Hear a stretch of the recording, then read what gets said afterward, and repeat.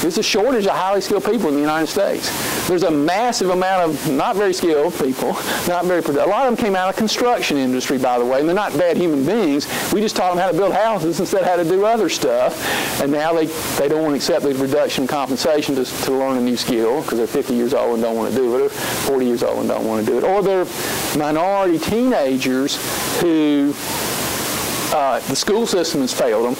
We've set the minimum wage and only costs about $10 an hour.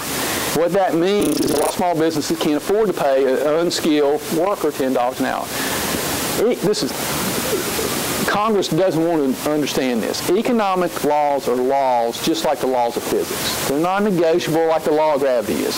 The fundamental underlying economic law is called the law of supply and demand. It's proven by Adam Smith in 1776. It's just as good as Newton's laws of motion, okay? What the law of supply and demand says is there's a price that clears the market. We're supply and demand equal. If you raise the price above the market clearing price, some of the supply will not be used.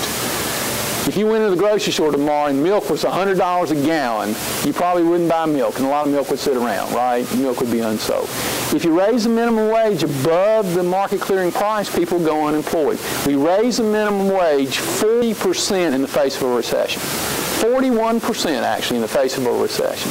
It's not surprising a lot of these construction workers who had to get entry-level jobs so they could get paid better in the future, but they had to learn something that was valuable, can't get a job because a small business can't pay $10 an hour, including all-in costs to hire an unskilled worker or a minority kid coming out of a failed education system.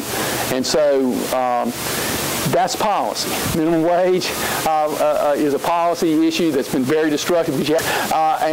And so people have to get a job to get started. So that's a policy decision. The minimum wage is creating a lot of unemployment.